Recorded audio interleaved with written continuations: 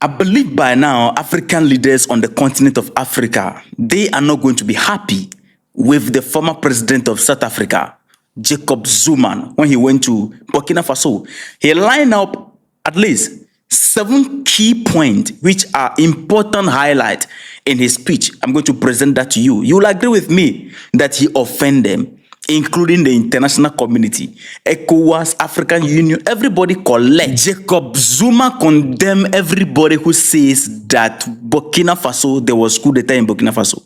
He said there was no coup d'etat. It's interesting. Anyway, I'm trying to understand this thing. Why is it that African leaders, when they are in power, they quickly forget how to solve the problem? When they are off power, or they're in opposition, then they know that this is wrong, this is right, this is colonialism, this is slavery.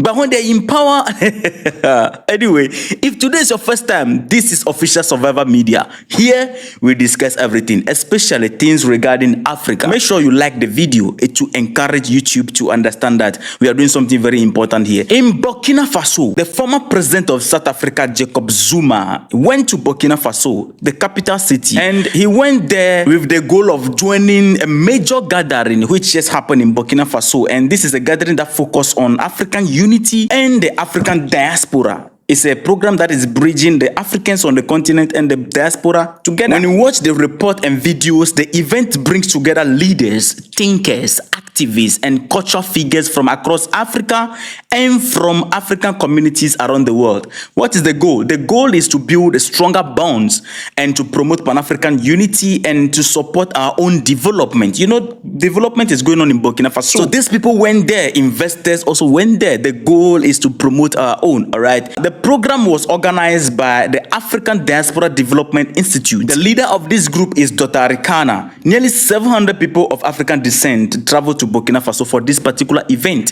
So you can see it's a lot of people, almost 700 people. The foreign minister of Burkina Faso said that the return of these Africans shows the strong desire of Afro-descendant community to rebuild their relationship with the continent. At this particular meeting, there was conferences, there were discussions on important topics like the Pan-African Cooperation, the African controlling its own economic and natural resources, and protecting African history and heritage. Those are the things that were on the table. And then Jacob Zuma delivered a key message, and this message, he raised 7 solid points. If you don't know Jacob Zuma is now 83 years. He served as president of South Africa from 2009 to 2018. And even though he's no longer in government, he is still important when it comes to political voices and things regarding politics in South Africa. They respect him a lot. When Jacob Zuma took the stage, he spoke about Africa's long history of colonialism. According to Jacob Zuma, Africa fought for independence, but our independence or freedom is incomplete. He made it clear that colonial cultures were never dismantled, they were only rebranded.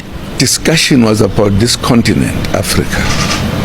As you know, Africa was colonized many centuries and oppressed, and every other thing was done by people who came here. Africans decided to say, let us now be free. And we went through that kind of situation and succeeded to have Africa, as they would say, being free. Number 2, he spoke about neo-colonial control being still active in Africa, pointing out how Western nations still control African wealth through the mining and natural resources, the financial system like IMF and the World Bank, security dependence. We still depend on the United States, European Union, and all these people, organizations to even protect ourselves and protect our citizens. And according to Jacob Zuma, independence without economic control is fake freedom. So we are enjoying fake freedom. But those who had colonized us, it was just a bit that they say we can do this. They continued, in a sense, indirectly, to take everything in Africa they found, to claim that this belongs to them. And they still do it today. Zuma pointed out that our freedom has been watered down completely because African leaders compromise sovereignty through deals And these are deals that favor the West. The result of these deals, according to Jacob Zuma, is poverty, instability, and dependency. Even that freedom that we are talking about got watered down by the manner in which the relations between Africa and the colonizers were.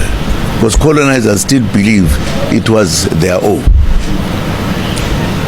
And therefore, even having said we are now free, but the misery, the problems that we still face are the same. Surprisingly, Jacob Zuma went ahead and then he called the world and African leaders to copy and replicate the Burkina Faso's model of resistance. While other Africans were rejecting the step that Burkina Faso took, Jacob Zuma went the other way. He praises Burkina Faso for rejecting Western manipulation. And according to Jacob Zuma, Ibrahim Traoré is a symbol of true African liberation. And therefore, we as Africans have to discuss that matter and correct the wrongs. I think this country is a glaring example. This country, wherein those who oppressed them wanted to continue to do so. What was good with the leaders here, they said not now.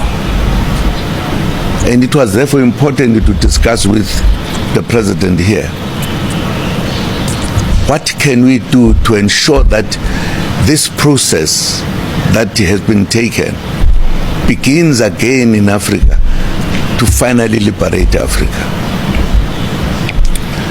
If you look at what has happened, you will realize that the colonizers, since the time up to now, still believe that Africa belongs to them.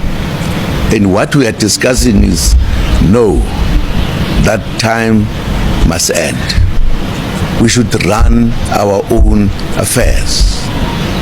It's absolutely important. We can't even say we'll talk on this under the carpet. No, it's just facts. He touched also a very important point. He called for a new liberation movement, not a political independence, okay, not a political movement, but economic and resource liberation movement. Movement that can make Africa decide our own future without any foreign approval and interference. Unlike the African Union and ECOWAS and the rest of it, no. We need a new system. And he did something very interesting, lovely people.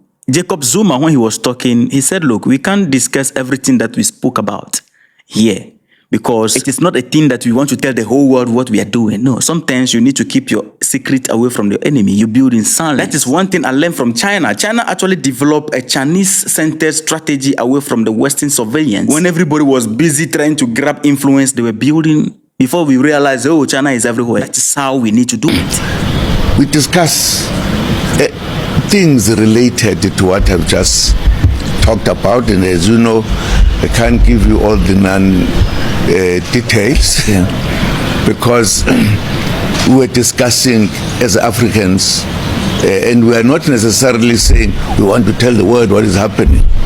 We want to say, we who think alike now, what can we do to help Africans to be finally free? That's what we talk about, and I'm very happy to have met my brother here because I think he's something in Africa that Africa will always remember. The most important point of Jacob Zuma is that Jacob Zuma said the transition of Burkina Faso is not coup d'etat. Jacob Zuma rejects the coup narrative. He said the term coup was invented by former colonizers to attack anti-imperialist leaders, revolutionary change. And from there, he criticized the African Union and ECOWAS for following Western agenda. The same thing Ibrahim Traoré have been, criticizing them of. Not only Ibrahim Traoré, but the entire AES, including normal citizens on the continent of Africa. This is our problem with African Union, together with ECOWAS. Just one small point to make. And I hope Africans will listen to this small point very well. This country decided to free itself finally, not under the yoke of the colonizers. to show that we still have a serious problem. The organization here in Africa put that under the area of them committing a very serious crime which is always talked about. Our brothers here said this is a coup d'etat. It's not a coup d'etat. This country decided to free itself 100% from the colonizers. The rulers of us here, our colleagues, can't see it. They think it's a coup d'etat which was developed by the oppressors to change the kind of caliber of leaders who were there at that time, to remove them. They can't see the difference. That tells you the problem we have. And I agree with Jacob Zuma. And one thing is that when Jacob Zuma went to Burkina Faso, people are like, hey, Burkina Faso should be very careful. And that's what we do. Because we want whatever is happening in Burkina Faso to succeed. So whenever any leader from other country try to get involved in the issue regarding Burkina Faso, be it African leader or Western leader, anyhow, we are so worried because we don't want anything or any disruption in the progress that Burkina Faso is making or the path they have decided to take. So people are asking, is Jacob Zuma, was he sent by the West? No, I don't think so. That is just my opinion. But anyway, let me know your thoughts in the comments. What do you think about this? Don't forget to like the video and see you in the next episode. Respect.